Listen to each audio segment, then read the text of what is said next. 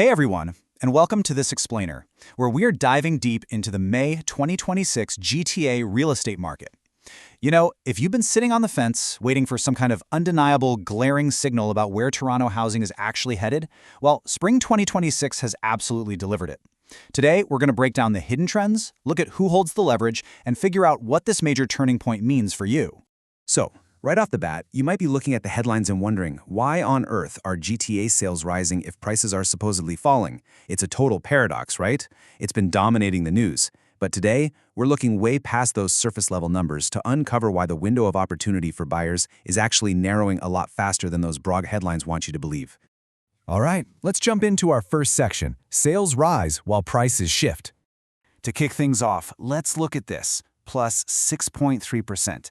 Exactly 6,583 homes were sold in May of 2026.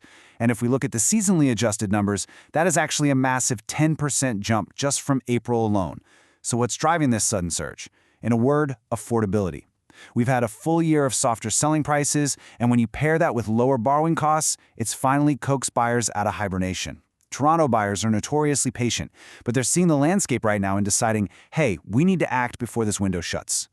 But we have to juxtapose that massive buying surge with a 4.6% drop in the average year-over-year selling price.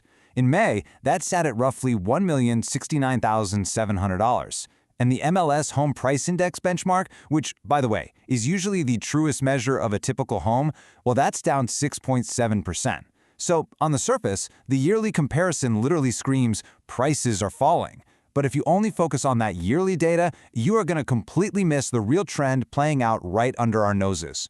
Because beneath all the noise of those year-over-year declines, the month-over-month averages actually climbed. They went up 1.7% from April.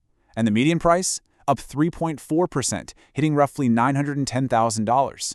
These monthly gains are happening right alongside those rising sales, which proves that a really solid floor is finally forming under this market. That downward momentum, it's basically flatlined. Which brings us to our next major driver, Section 2, the hidden supply squeeze. Okay, this right here is the real story behind the story. While buyers were returning to the table and driving sales up, sellers actually stepped back. Look at this. Active inventory is down 14.4% year over year, and new listings, they've plummeted by almost 19%. So you have rising buyer demand colliding head-on with a massive drop in homes for sale. Historically speaking, this is the exact recipe that flattens out a market and inevitably reverses price declines. Don't just take my word for it, though. Listen to this direct projection from the Toronto Regional Real Estate Board. If sales strengthen further, relative to listings, selling prices will level off and even start to grow as we move into 2027. That completely solidifies what the data is telling us. If this inventory squeeze keeps up while sales keep climbing, all that pressure can only push prices in one direction.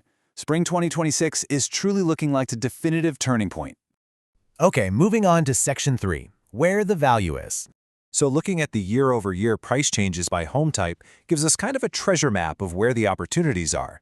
Semi-detached homes are holding pretty firm, only seeing a 2.8% drop, but look at townhouses, down 8%, and condo apartments are down 6.4%. If you're a buyer hunting for a deal right now, these are absolutely the most negotiable, value-driven segments in the entire market. This is where sellers are giving up the most ground. Let's zoom in a little more regionally for Section 4, the Durham and Ajax advantage. $708,000. Just let that sink in for a second. That is the average price for a home in Oshawa as of May 2026. Now compare that to the overall GTA average of nearly $1.07 million. So if you've been feeling completely priced out of Central Toronto's notoriously unforgiving market, the Durham region is really standing out as this incredibly attractive, accessible, and totally viable alternative. But, of course, there is a catch with these more accessible areas. Markets like Ajax and Oshawa are among the very few affordable entry points left, right? So that means they react aggressively to positive market shifts. When affordability improves, well-priced homes in these areas see incredibly fast-moving buyer demand. Buyers just flood in, and the good listings get scooped up so quickly. This is one of those places where hesitation will definitely cost you the deal. So what do we do with all this information? Section 5, your next strategic move. Here's exactly how to play this. If you are a buyer, yes, real opportunity absolutely still remains, especially if you're looking at condos and townhomes. But you have to know that your leverage is thinning fast. With inventory tightening by over 14%, the idea of just waiting around for a better deal is a really risky bet right now. That deep discount environment we saw, it's fading. Now, on the flip side, if you are a seller, your environment has quietly, but very significantly improved. You've got 19% fewer competing new listings to worry about, and buyer demand is firming up nicely. If your home is well priced and prepped, you're actually in a really dominant position. So, the data is crystal clear. The market is actively rebalancing. We are moving away from a clear buyer's market toward a much more balanced state. So whether you're hunting for a townhouse bargain or you're finally getting ready to list that detached home, you have to ask yourself, are you prepared to act before this window of opportunity fully closes?